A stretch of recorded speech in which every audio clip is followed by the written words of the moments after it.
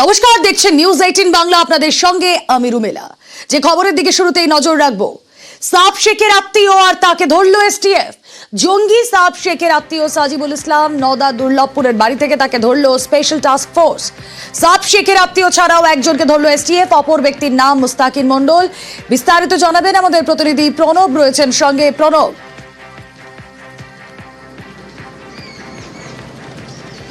দেখো, সাবশেখের যে পিস্তত ভাই সেই সাজিবুল ইসলামকে নওদার দুর্লভপাড়ায় তার যে বাড়ি, সেই বাড়ি থেকে কিন্তু তাকে তুলে নিয়ে যায়, আটক করে নিয়ে যায়। এবং আরও একজনকে তারই পাশের গ্রাম সেই মুস্তাকিম মণ্ডল, তাকেও কিন্তু তুলে নিয়ে গিয়েছে এবং জিজ্ঞাসাবাদ করার জন্য। এই সাবশেখের পিস্তত ভাই এই সাজিবুল ইসলামের সঙ্গে সাবশেখের সম্পর্ক যথেষ্ট ঘনিষ্ঠ বলেই কিন্তু তদন্ত জানতে পেরেছেন গোয়েন্দারা।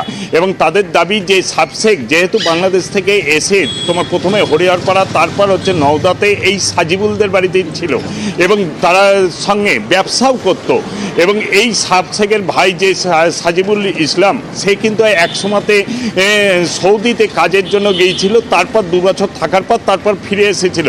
এবং এই সাবের সঙ্গে তার যে জঙ্গি নেটওয়ার্ক, সেই নেটওয়ার্কের পুরোপুরিভাবে ঘনিষ্ঠভাবে যোগাযোগ বলেই কিন্তু গোয়েন্দারা জানতে পেরেছে। এবং গতকাল রাত্রিবেলাতে যখন তার বাড়িতে আসে, সে তখন বাড়িতে ছিল না। তার পাশে 15 দিন আগেই তার বাচ্চা হয়েছে, সন্তান হয়েছে, সেও শ্বশুর বাড়িতে ছিল। পাশেই কয়েকটি বাড়ির পরেই হচ্ছে শ্বশুর বাড়ি, সেখানে তার ভাইকে নিয়ে গিয়ে কিন্তু সেই শ্বশুর বাড়ি থেকে তাকে আটক করে গোয়েন্দারা।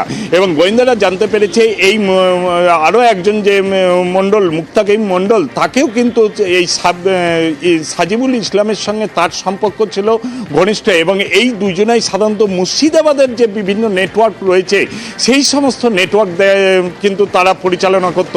এবং সাবের যে মোবাইল দুটো তোমার বাজেয়াপ্ত করেছিল, সেই মোবাইলের যে চ্যাট অনেক গভীর রাত্রি অবধি তারা চ্যাট করত, সেখানেও কিন্তু এই সাজিবুল ইসলামের কিন্তু যোগাযোগ পেয়েছে।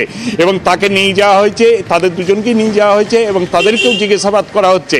এবং গোয়েন্দাদের আশঙ্কা যে এই মুর্শিদাবাদে, বিশেষ করে নওদা, হরিহরপাড়া আর ডোমকল, এই জায়গাতে বেশ ভালো রকমভাবেই কিন্তু মডেল তৈরি করেছিল আনসারুল্লাহ বি টিম। এবং এর সঙ্গে আর কে কে জড়িত রয়েছে সেগুলো কিন্তু খতিয়ে দেখছে এবং তাদেরকে জিজ্ঞাসাবাদ করে প্রচুর তথ্য পাওয়া যাবে বলে কিন্তু আশা। একেবারে তাদের জিজ্ঞাসাবাদ করে এবার কি কি উঠে আসে, অবশ্যই সেদিকে নজর থাক। সাজিবুল ইসলাম কে হয় আপনার? আমার ছোট ছেলে। এখন কোথায় আছে? কোথায় আছে? বাড়ি থেকে ধরে নিয়ে চলে গেল আজগবে। আমার ছেলে ভালো ছেলে আমার। পুলিশ কিছু বলেছে কি কারণে নিয়ে গেল? না, পেয়েছে, ধরে চলে গেল। কি জানতে পারলেন?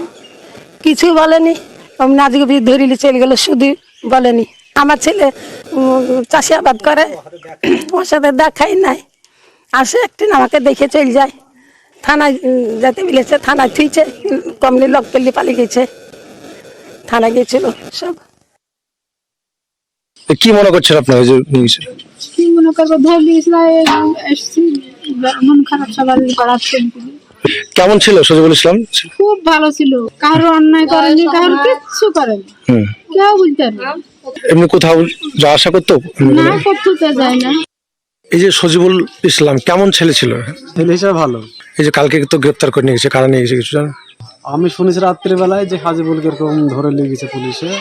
এর আগে তোর মামাই তো ভাইকে গ্রেপ্তার করেছে, সাবশেখকে। হ্যাঁ, এটাও শুনেছি। জঙ্গি কেসে গ্রেপ্তার করেছিল সাবশেখকে। ওরই তো মামাই তো ভাই, তাই তো? মামার ছেলে। আর এদিকে অসমে ফের জালে এবিটি জঙ্গি। কোকরাঝাড়ে অসম পুলিশের অভিযানে সাফল্য। জালে আনসারুল্লাহ বাংলা টিমের আরো এক জঙ্গি। অপারেশন প্রঘাতে আগে গ্রেফতার 11। গত রাতে গাজী রহমানের গ্রেফতারিতে ধৃত বেড়ে 12। আরো একবার জানিয়ে রাখি, অসমে ফের জালে এবিটি জঙ্গি। কোকরাঝাড়ে অসম পুলিশের অভিযানে সাফল্য।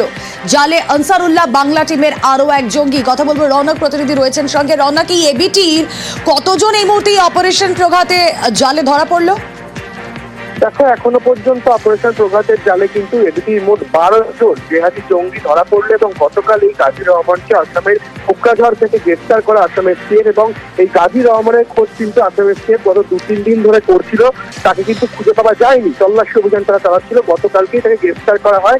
এটা সূত্র মারফত জানা যাচ্ছে, কিছুদিন আগেই তুমি জানো দুজন এই এবিটি জঙ্গিকে গ্রেফতার করে বিপুল পরিমাণ আগ্নেয়াস্ত্র সহ আইডি বিস্ফোরক উদ্ধার করেছিল। সেই যে একে সিরিজের যে আগ্নেয়াস্ত্র, তার আদলে তৈরি যে আগ্নেয়াস্ত্রগুলি বানানোর জন্য যে প্রশিক্ষণ লাগে, মনে করা হচ্ছে এই গাজী রহমান সেই প্রশিক্ষণ নিয়েছিলেন এবং এই গাজী রহমানের সঙ্গে জামাতুল মুজাহিদিনের সরাসরি কোনো যোগ রয়েছে কিনা সেই বিষয়টি কিন্তু আসাম পুলিশের তরফ থেকে খতিয়ে দেখা হচ্ছে।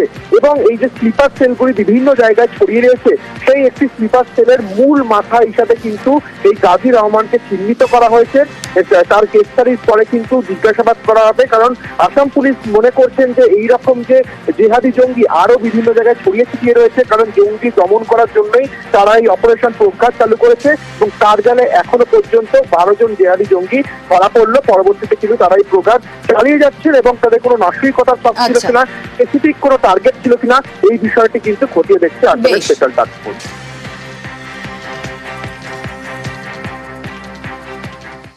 আপনারা অনেকেই হয়তো মনে করেন নামে কি আসে যায়, তাই না? হ্যাঁ, নামে আসে যায় কখন? যখন একটা বিশাল বড় জালিয়াতির চক্র কাজ করছে, সেখানে একজনের পরিচয় নিয়ে ধন্দ। কার পরিচয়? মনোজ গুপ্তা। গতকাল সারাদিন যাকে নিয়ে আমরা কথা বলেছি, ঠাকুরপুকুরের বাসিন্দা মনোজ গুপ্তা, তাকে কোথা থেকে গ্রেফতার করা হয়েছিল? গাইঘাটায় কার বাড়ি থেকে গ্রেফতার করা হয়েছিল? মনোজের বন্ধু তপন ভদ্র, তার দিদি, যিনি কিনা তার পরিচয় দিয়েছিলেন সুমনা মল্লিক নামে। কিন্তু সেই মহিলার পরিচয় ঘিরেই এবার রহস্য, কারণ ভুয়ো নথিতে পাসপোর্ট তৈরির মাস্টারমাইন্ড মনোজ গুপ্তা এর বাড়িতেই আশ্রয় নিয়েছিল। গতকাল চাঁদপাড়ায় এই সুমনা মল্লিকের ভাড়া বাড়ি থেকে ধৃত। সুমনা মল্লিকের পরিচয় নিয়ে রহস্য বাড়ছে কেন? তার কারণ আধার কার্ডে সুমনার আসল নাম পূর্ণিমা চৌধুরী। মনোজ গ্রেফতার হতেই এই পূর্ণিমা চৌধুরী ওরফে সুমনা মল্লিক বাড়ি থেকে উধাও। এই সুমনা ওরফে পূর্ণিমা, তিনি এখন কোথায়? পুলিশ খোঁজ চালাচ্ছে। গতকাল যখন পুলিশ এখানে পৌঁছে যায়, যখন জিজ্ঞেস করে, যখন সাংবাদিকরা এখানে পৌঁছে যায়, যখন তার পরিচয় জিজ্ঞেস করে, তখন তিনি এই অবলীলায় তার নাম বলেছিলেন সুমনা মল্লিক, কিন্তু ডকুমেন্ট বলছে অন্য কথা। আপনার সঙ্গে ভাড়া থাকতো? না না, আমার সঙ্গে কোনো ভাড়া থাকতো না। মনোজ গুপ্তাকে আপনি চিনতেন? না স্যার, আমি চিনি না। আপনার নাম? আপনার নাম? আমার নাম সুমনা মল্লিক। কি? সুমনা মল্লিক। সরাসরি চলে যাই, আমাদের প্রতিনিধি অনিরুদ্ধ রয়েছেন সঙ্গে। অনিরুদ্ধ, যখন তাকে তার নাম জিজ্ঞেস করা হলো, আপনার নাম, তিনি একটু ভাবলেন, ভেবে 2 সেকেন্ড পজ নিয়ে নাম বললেন সুমনা মল্লিক। এই যে 2 সেকেন্ড পজ, এটা কি অন্য কোনো বার্তা দিচ্ছে? মানে ডকুমেন্টে এই পূর্ণিমা, সে কে?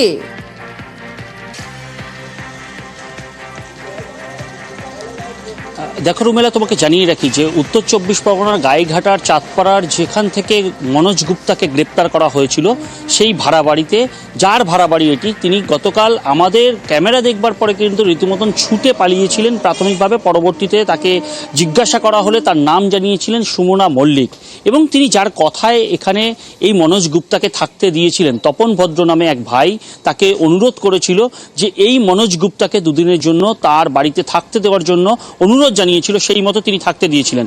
প্রাথমিকভাবে আমরা সুমনা মল্লিককে জিজ্ঞাসা করার পরে সুমনা মল্লিক কিন্তু এই কথাই জানিয়েছিল, কিন্তু চক্ষু চড়কগাছ হলো যখন তার আধার কার্ডে দেখা গেল যে পূর্ণিমা চৌধুরী তার আসল নাম আধার কার্ডে রয়েছে, এবং তিনি এখানকার, অর্থাৎ এই চাঁদপাড়ার যে গ্রামের বাসিন্দা, অর্থাৎ যেখানে তিনি থাকতেন, সেকাটি গ্রামে আমরা গিয়েছিলাম।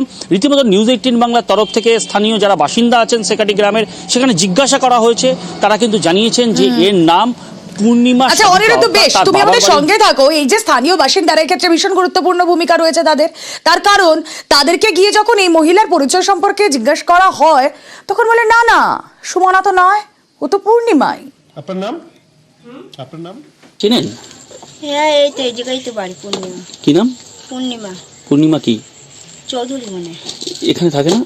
না, তা জানি না থাকে কিনা। হ্যাঁ, চিনবো তো। কি নাম? একসময় ছিল। হ্যাঁ, পূর্ণিমা সাধুকা। ভালো করে দেখেছেন তো? এখানে থাকতো আগে নাকি? এখন কোথায় থাকে? তা বলতে পারবো না এখন কোথায় থাকে। বিয়ের পর কি টাইটেল আমি ঠিক জানি না, কিন্তু উনি এই পাড়াতেই থাকতেন। ওনার নাম পূর্ণিমা সাধুকা, ওনার বাপের বাড়ির টাইটেল এটা। ওনার নাম পূর্ণিমা চৌধুরী। পূর্ণিমা সাধুকা এখানেই থাকতেন? এখানেই থাকতো। গ্রামের নাম কি?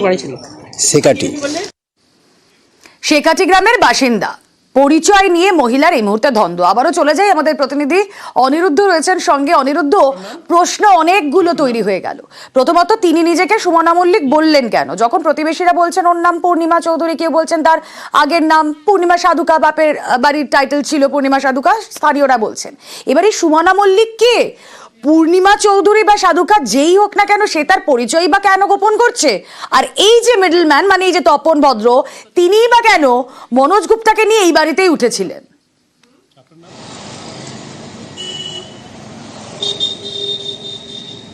একদমই রুবেলা, তোমাকে জানিয়ে রাখি যে প্রাথমিক পর্যায় থেকেই যে দ্বন্দ্বটা রয়ে গেছে, কারণ এই যে যিনি সুমনা মল্লিক নিজের নাম বলছেন, তিনি অপরিচিত একজন ব্যক্তিকে কি করে নিজের বাড়িতে দুদিন থাকতে দিলেন, এবং যেখানে এই মহিলা এবং তার ছেলে থাকে, 14 বছরের ছেলে, সেখানে কি করে একজন অপরিচিত ব্যক্তিকে তার বাড়িতে আশ্রয় দিলেন? এক প্রশ্ন। দ্বিতীয় নাম্বার প্রশ্ন, এই তপন ভদ্রের সঙ্গে মনোজ গুপ্তার কি সম্পর্ক আছে? কিসের সম্পর্কের ভিত্তিতে তার দিদির বাড়িতে মনোজ গুপ্তাকে থাকতে দিয়েছিল?